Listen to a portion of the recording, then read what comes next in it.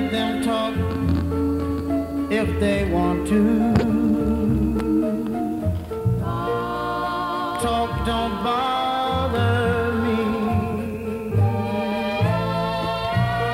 I want the whole wide world to know that I love you so. And welcome to Let Them Talk. I'm Paul DiRienzo. And I'm Miss Joan Marie Musi. And we have a really fun-filled, we've been having a lot of fun even before the show even starts here in the studio. And Let Them Talk today is going to be fun-filled, although we'll be dealing with some very serious issues as well. I'd like to introduce our guests, and I'm going to go now to the wide angle. And we can see everybody, starting from your left to Joni on the right, is David. Hi, David. Say hi, David. Hi. Christopher. Hello. And Kamora Herrington. Hello. Hi, Kamora. And Thanks of course, so much Joni. for coming, Yes. everybody. Welcome. Thank you. Thank you. And folks here have a website. They're from a group called True Colors. True Colors, and their website is ourtruecolors.org, and we'll be giving you that again in the future, in the next few moments. And as you can see on the screen, we do have a phone number. We are live. We're here to take your calls. So and, call us up. Call us up 212-757-1538. Now, Joni, I'm going to let you take it and sort of introduce the subject today. And, Well, I think we should start with Kamora and just tell us a little bit about your organization and what you do. True Colors serves sexual minority youth throughout the entire state of Connecticut, and that's my tagline, that's what I say. But the truth is, our executive director, Robin McCallan, has just been picked up by the National Association of Social Workers to train throughout the country on LGBT youth issues, which is kind of a lead into what we do. Wait, say that again. You just went through really quick. LGBT. LGBT youth issues, which I was saying, that's the lead into lesbian, gay, bisexual, and transgender youth issues. We say that we're services for sexual minority youth and families.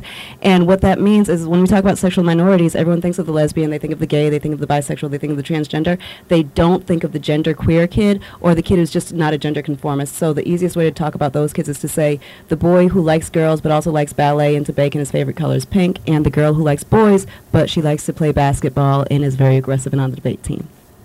I see. Well, I've noticed that the like the center here, the lesbian, gay, bisexual, transgendered center has been adding initials like crazy. Now I just put ... Yeah. It's funny because whenever I talk to the kids, I always tell them the word queer has just been appropriated by the community now. And queer for me is still an offensive word. It's the word that my father used to berate me, to tell me, these horrible queers, we've got to get rid of the queers. And it's a catch-all because right now I think officially we're at LGBTIQQA. And if anyone out there knows any others, call me with the other initials. But there's so many that I've adopted queer. All right. So it's interesting that so much is going on right now in terms of violent attacks on people. And I mean, I just read about someone that died in a voodoo ritual. You've been involved in the situation in Connecticut with the exorcism, what they're calling an exorcism. Are these unusual occurrences, or is this something that actually happens frequently? Let me add a little context from my point of view, because as a reporter, I was a radio reporter for a long time, and we covered a group right here in the Bronx in New York City called Straight Inc. They're pretty well known, pretty infamous. A group that says that quote-unquote homosexuality is a illness, or in the case of religious folks, it's a possession that can be cured or exorcised from people. And at the heart of it is this whole idea that being gay is some abnormal or outside thing that has come inside to a person. It's an illness, a thing, a mental disorder, something that can be changed by pop and pseudo psychiatrists and pseudo religious people.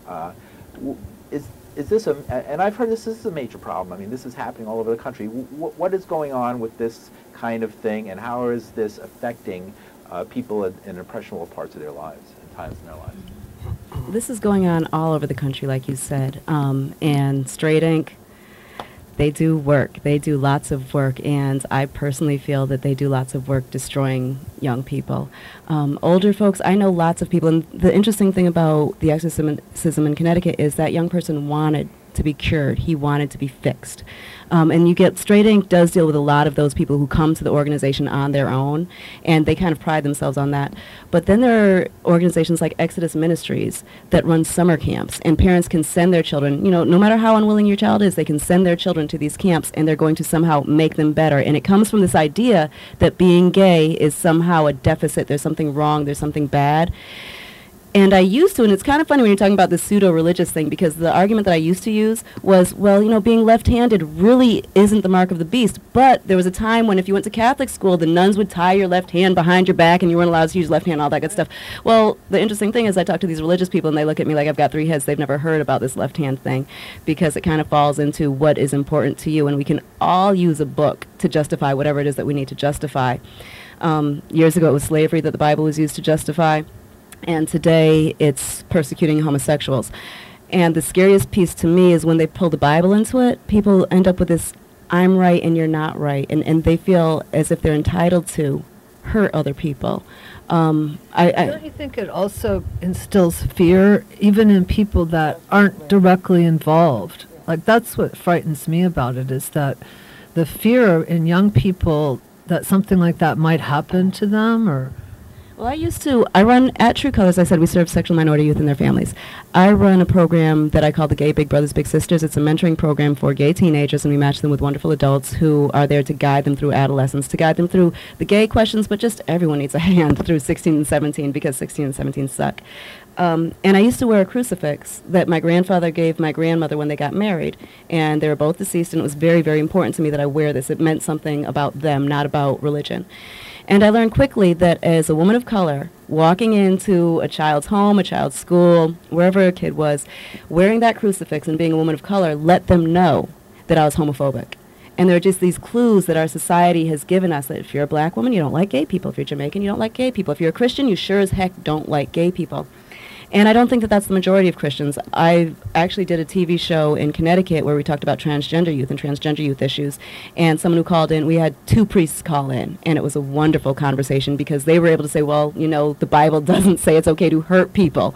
Nowhere in the Bible is Jesus saying, let's go beat on some people who don't live like us. But it's been appropriated and used. And this morning we did a training with a group of kids in New Haven, Connecticut, and they, of course, brought up the Bible because that's what everyone brings up. And I did what I've been doing for probably the last year, which is I give everyone my email address and say, please, show me in the Bible where it specifically says that homosexuality is wrong. Not the Leviticus, man can't sleep with man, because I can pull out a Greek translation and we've got that one taken care of. But if you can please show me. Tell us about that translation, because Leviticus, of course, is that's the one. The part of the Bible that everybody quotes. Yeah. It's like you see it at baseball games. I mean, it's terrible. It says man should not sleep with man in flowery language. How do you counter that? Tell us a little bit about that. One-on-one, individually, if there's someone who's homophobic, who's not understanding gay people, I never confront it. I don't think it's okay or right to ever confront someone's faith. I tell them, you know what? There are different interpretations. This is the way it was translated in Greek, and there's this verb to know, and this is the only place in the Bible where this to know has been translated to mean to sleep with. But however it is that we want to look at that, you can't argue someone's faith. If you believe it, you believe it. However, when I talk to kids who come from families who are telling me, my mother says I'm going to hell because this is here, then we really discuss, I will bring out, I can't remember, there's a book, what's the name of the book, What the Bible Really Says? Is that it? I think I gave it to you once. But there's a book called What the Bible Really Says. I'm pretty sure that's it. And we pull that one out, and then, especially with my youth of color, and my program primarily youth of color, we bring up how the Bible is used to justify slavery. And how every traveling preacher who went to the different plantations talked about this wonderful story of Noah and the ark, because Ham got off the ark before he was supposed to, and he was Noah's dark-skinned child, and therefore, for the rest of eternity, Ham's children were bound to servitude, and that was what was used to justify slavery.